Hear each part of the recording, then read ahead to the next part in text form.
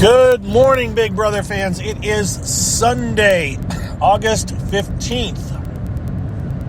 And it should be as quiet a day as they get in the Big Brother 23 house, because it doesn't ever get completely quiet, as those of us that have been watching it know.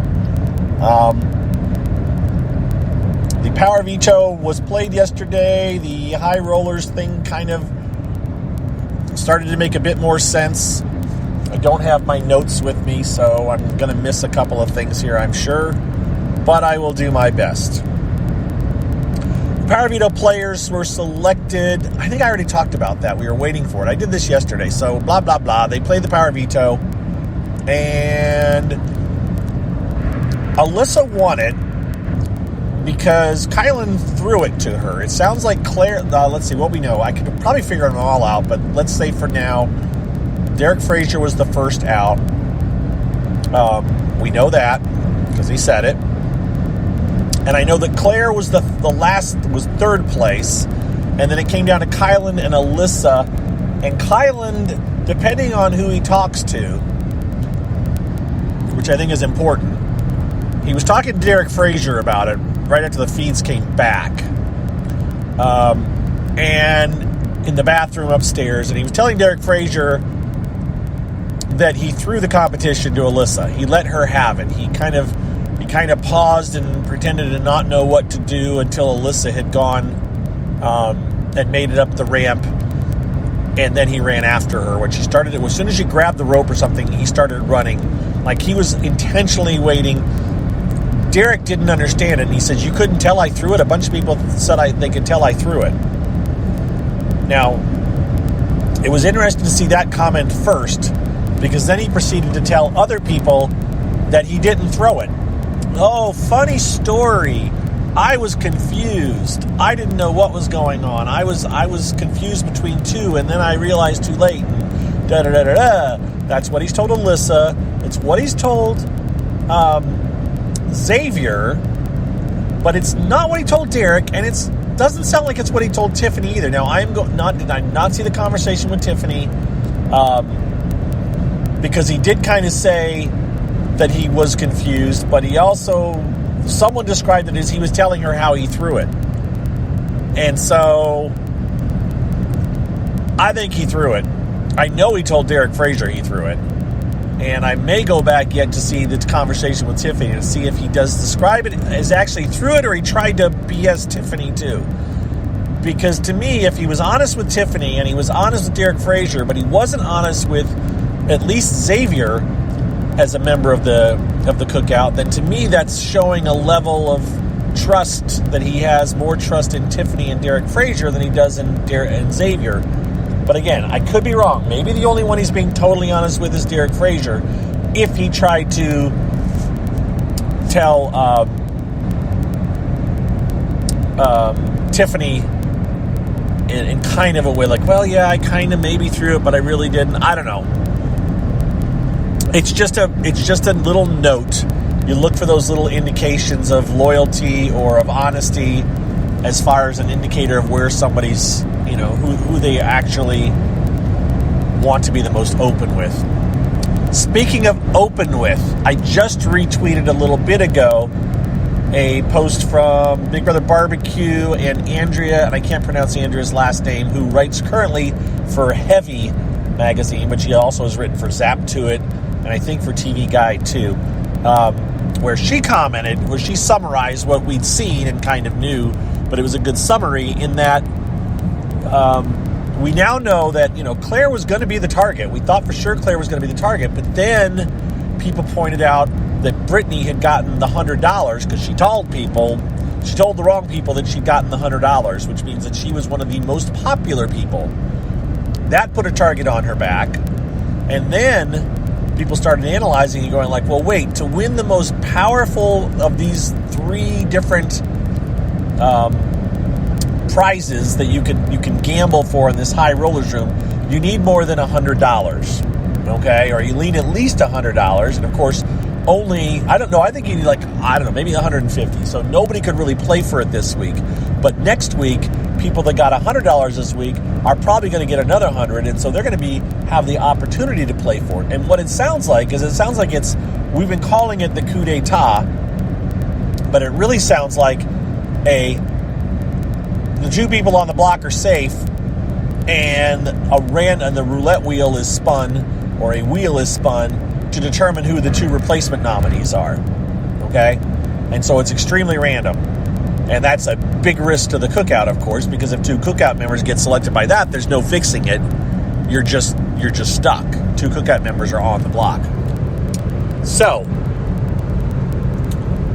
they really don't want that to get played because they want to have control over it. And so, at least for now, Derek X has said he has no interest in playing that power. So playing for it, and they know that Derek X got $100. Brittany has said that she would do it, and that is another, mark against her. It's like, all right, well, A, she's popular, she's getting the most money, and B, she said she'll use this power, which could screw up our game. So we need to get rid of Brittany, and that's good enough for Tiffany as ammo because she wants to save Claire anyways, and so. Yeah, that's why Brittany's going home on Thursday. Hasn't happened yet. She doesn't know it. She doesn't think Kylan's going to do it, but Kylan is going to use the power of veto that he got for betting that Alyssa would win. There's another reason to let Alyssa win, by the way, because he also won a power of veto by letting Alyssa win. And Alyssa will not use her power of veto. She said she's fine not using it as long as herself or Derek X or who's her other person? Who's her other person who wants safe? Damn it. Finding my pictures. I gotta look. No, I'm going through all the names. Oh, Sarah Beth. That's it. Sarah Beth. Yeah, Sarah Beth and as long as none of the Kings get put back up, because they're, even though they're not in teams anymore, they've been in it long enough that they're still kind of playing. Some of them are still playing with that team's mentality. So Alyssa was like, Sarah Beth and Xavier are the only two people who have talked game with me since Christian walked out the door. So if you aren't going to go after them with your power of veto, then I won't use mine. So that's that. That's what's going on. There is lots of... I said yesterday, and then I got grief for it. I don't know if someone misunderstood me or what. I said yesterday that the cookout's going to win. There's just no way they're not. The only way they don't win is, like I just said, if two cookout members end up on the block, and the odds of that are extremely low, in my opinion. And so they've got this puppy sewn up, and that's fine. Good for them. Someone said, they just wish Derek, Frazier, and Azah had played the game a bit harder, but they've played the game as they've needed to play, knowing the alliance they were in. I'm not going to blame them for not doing certain things that I think maybe they should do. They had an alliance that they knew that was going to be solid, and it's proven to be true. So, and they're going to get picked off. They're not going to make it to the final two, I don't think. I don't think you're going to find Derek, Frazier, or Azah in the final two. They will just be voting. So, the cookout's going to win, but let's talk about... What else was I going to talk about? I said that yesterday. They're figuring out, the cookout is maneuvering who they want to have going when.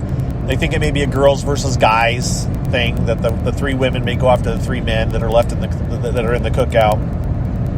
It's possible, but I also think they're working to make that not happen. I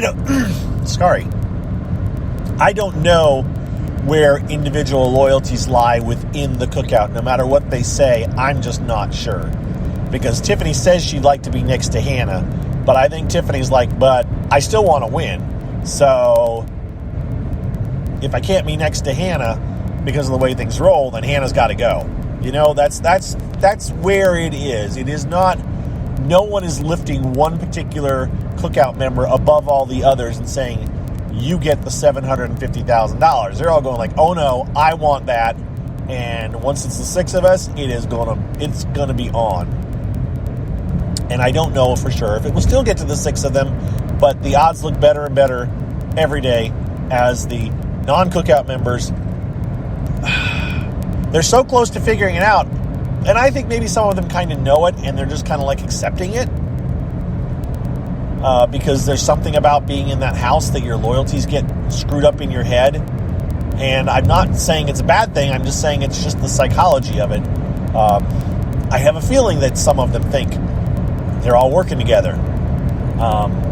Should I let them be able to continue to do that? Or should I call it out?